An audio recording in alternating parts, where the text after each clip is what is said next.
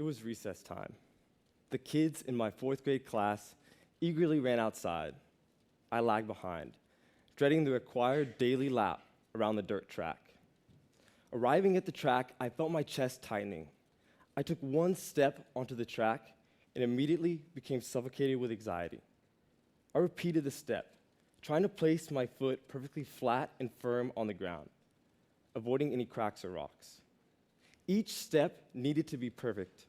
I couldn't take the next step until my mind felt satisfied with the previous one. I repeated this hundreds and hundreds of times. It was a painfully slow process. I knew I didn't have to perform these repetitions, but my mind forced me to. I was only halfway around the track when the bell rang. Recess was over, and I was stuck on the track crying. Shortly afterwards, I was diagnosed with obsessive compulsive disorder, OCD, meaning I had constant mental obsessions and performed physical routines repeatedly. I would wash my hands for hours, repeat unwanted thoughts, and reread and rewrite the same sentence over and over again so that I could never finish my schoolwork. OCD is a vicious cycle, and that day on the track was my breaking point. I realized I couldn't function in everyday life. So in that moment, my parents and I decided to seek help. But the response always seemed to be more therapy and more medication. And throughout the years, I was only managing my symptoms. My OCD remained ever present. And people always told me to calm down or to relax. But when had I been taught the skills to manage these emotions? Never. Entering high school, I was labeled an at-risk student due to my severe anxiety and OCD issues. The transition from middle school to high school was scary. I became inundated with schoolwork, and the social environment felt foreign. So I was placed in an SEL class, which stands for Social and Emotional Learning, to help aid my transition into high school. The class provided a small sense of community inside a large public high school. And it taught me how to make good first impressions, collaborate effectively, stay organized with a planner, and diffuse emotions like anxiety and anger. The unique part about the class is that it wasn't boring. I remember my favorite lesson called Mindfulness, where we combined yoga and meditation, learning how to belly breathe, use positive self-talk, and simply accept our feelings and emotions rather than acting on them. And since freshman year, I still practice 10 to 15 minutes of mindfulness meditation every day. And believe it or not, the track that had caused me so much anxiety as a child is now my daily workout. Mindfulness meditation allowed me to discover distance running. I used to hate running, but the pain and endurance involved in running forces me to be present, and I derive great satisfaction from this. I learned to be in control of my actions instead of obsessing over trivial thoughts and rituals. Every run was like a little battle against my OCD, and every day after my run, I knew I'd won that battle. I learned that this kind of social and emotional development is inextricably linked to academic and future success. And understanding this connection is what prompted me to become an SEL advocate and mentor at-risk students. So as a senior in high school, I helped teach the same SEL class that I was once in, helping freshmen manage their emotions, relationships, and goals. And because of my experience with SEL, I served as a panelist and advisor on a 2-year project on social and emotional development with the Aspen Institute in order to help prompt national legislation and hopefully one day achieve my goal of implementing an SEL class in every public high school in America. So you guys have all probably heard the saying that we want to prepare our kids to be the leaders of tomorrow.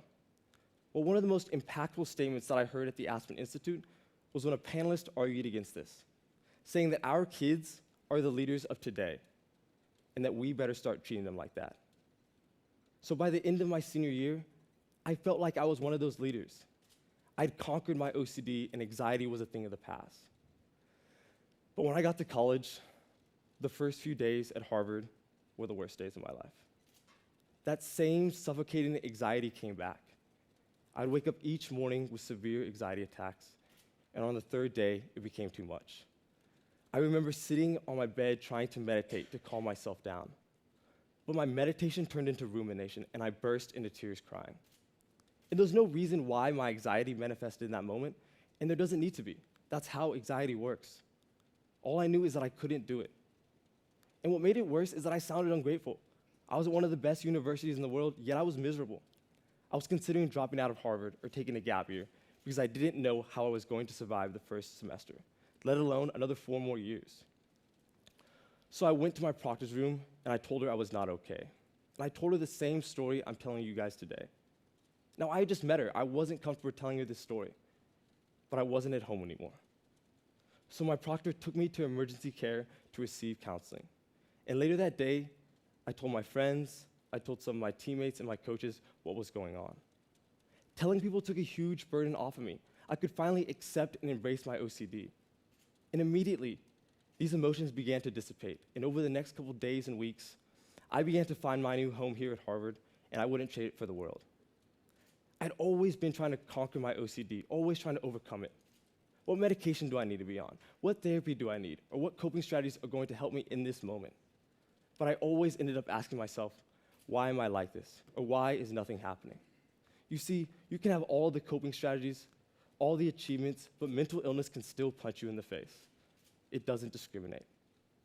That day at Harvard, when my anxiety became too much, the solution was not to sit down and formally meditate. It was to go to my proctor and tell her what I was feeling. And through that, I was practicing mindfulness. Mindfulness meditation does not have to be a seated practice. It's simply accepting and being in the present moment. And you can tap into this at any point of your day. So I want to take you guys through a mindfulness meditation exercise called the Mindfulness Minute. This is an activity that we did in the SEL class to help orient students for the beginning of a lesson. So if everyone could sit up straight, their feet flat on the floor, their hands can be at their sides or in their lap, and you can gently close your eyes or leave them softly open. Now I want you to notice your breathing. Don't try to change your breathing, just simply notice. Your breath may be shallow or deep.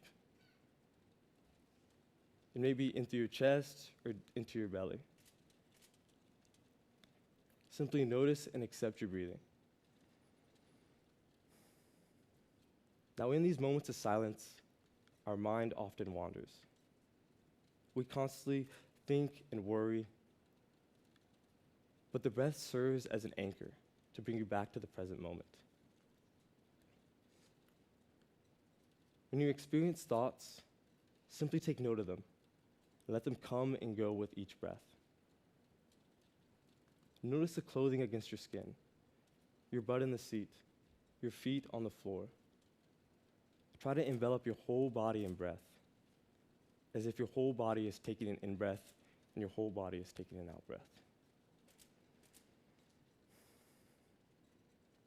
Now gently open your eyes and ease yourself out of the practice. So there's an example of a mindfulness minute. And I understand that formal meditation isn't for everyone. And if that's you, here's another activity that you can apply to your daily routine. So I'm going to assume that everyone here brushes their teeth. When you brush your teeth, what are you thinking about?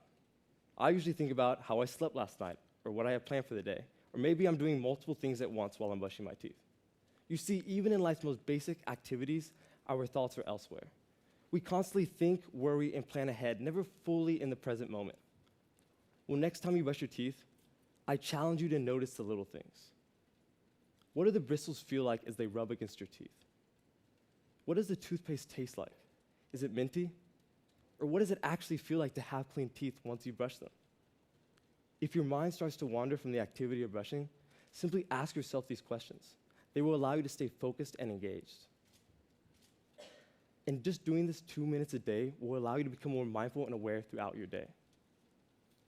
So I want to end by saying that taking a mindfulness approach to mental illness is not an immediate cure. But embracing mental illness as part of your identity will allow you to communicate with others and give you space to use coping strategies. Strategies like exercise, belly breathing, and exposure and response only work when you're accepting your condition, not repressing it. I have OCD. It's part of who I am, and I will probably have it for the rest of my life, and I'm okay with that. Thank you.